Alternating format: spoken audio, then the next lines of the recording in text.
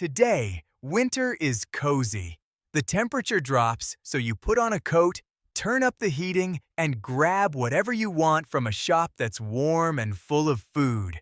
A snowstorm is just an excuse to stay in and watch something. Now strip all of that away. Imagine you're a human living tens of thousands of years ago in the middle of the Ice Age, and you feel the first real cold of the season coming in. There's no coat waiting for you, no heated home, no shop. For you, the arrival of winter isn't cozy at all. It's the most dangerous time of the year, the season that quietly decides who lives to see spring. So the question is simple, and you've probably never asked it. When winter came, what did ancient humans actually do to survive it? Because the answer is the reason you're alive today. First, let's kill the cartoon in your head, the one where cavemen just shiver in a dark cave and hope for the best, or blindly run south. That's not what happened. Here's the strange truth. Humans are tropical animals. Our bodies evolved in the warmth of Africa. We have almost no fur, and we lose body heat fast. By all rights, we had no business surviving an ice age at all. And yet, we did. Not by changing our bodies, but by outthinking the cold. Winter didn't just test ancient humans, it forced them to invent some of the most important technology in our entire history. So let's walk through exactly how a naked tropical ape conquered the frozen dark. The first and most obvious weapon against the cold was fire. Controlled fire was ancient humanity's central heating, a hearth at the mouth of a cave, or the center of a shelter that pushed back the freezing dark. But fire in winter was about far more than warmth. Keeping a flame alive through wet, frozen weeks was a serious skill, and letting your fire die could be fatal. So embers were carefully tended, protected, and carried from place to place. Fire cooked food, which unlocked far more calories from it. It hardened wooden tools and thawed frozen meat, and deep in caves, people burned animal fat in simple stone lamps, turning the body of a dead beast into steady light and heat. Master fire, and you had a real chance. Lose it, and winter came straight for you. But fire only warms you when you're standing next to it. To move, to hunt, to survive out on the frozen plains, you needed to carry warmth on your own body. And that meant clothing. Not just a fur draped over your shoulders, but real, fitted, tailored clothing.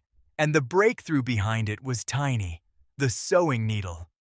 Around 30 to 40,000 years ago, humans were carving delicate needles from bone and ivory, drilling a microscopic eye through one end.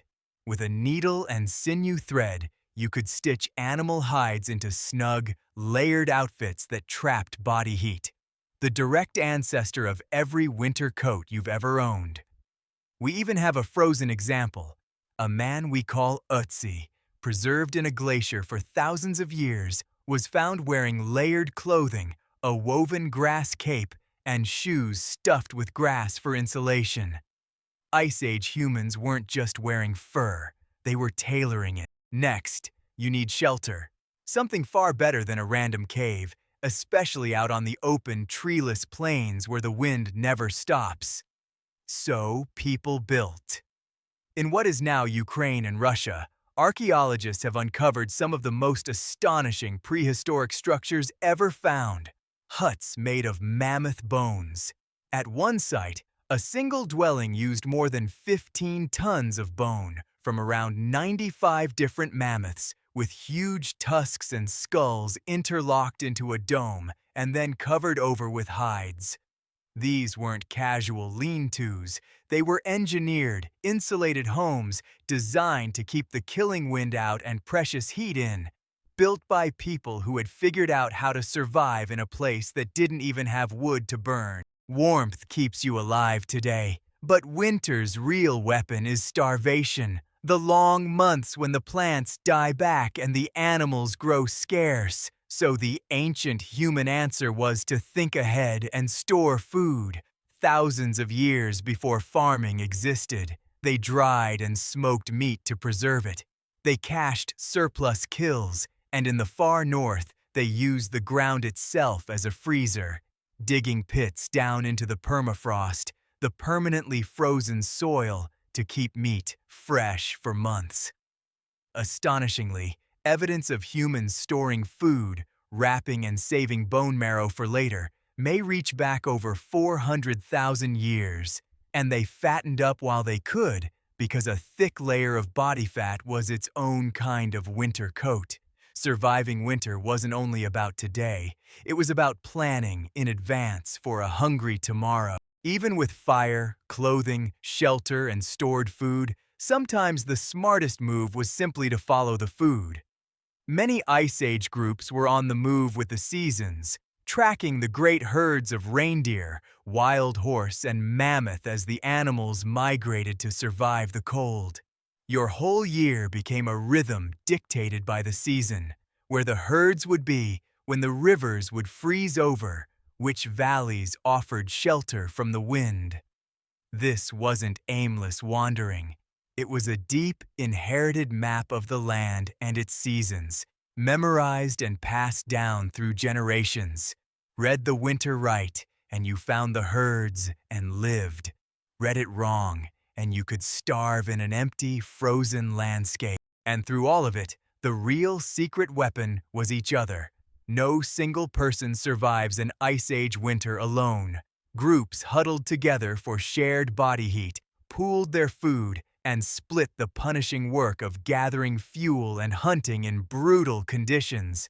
The Neanderthals, who lived through repeated ice ages, even evolved stockier, cold-adapted bodies to hold in more heat.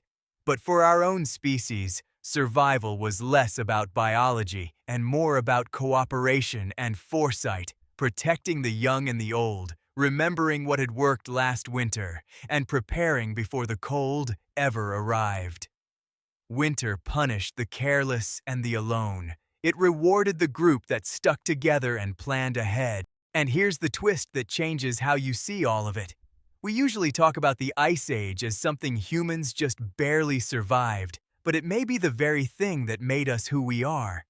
Think about what winter demanded: sewn, tailored clothing, built, engineered shelter, preserved and stored food, reading the seasons and planning months ahead, cooperating in large, organized groups. The cold didn't just test human intelligence, it forced it to grow. A tropical ape with no fur had to become an inventor, an engineer, a planner, and a team player or die.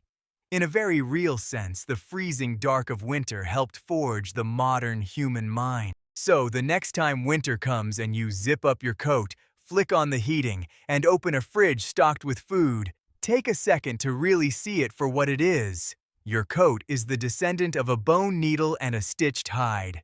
Your heated home is the descendant of a mammoth-bone hut and a carefully tended fire. Your full fridge is the descendant of meat buried in the permafrost. You are a tropical animal, living comfortably in the cold, only because your ancestors spent tens of thousands of winters out, thinking a world that was trying to kill them.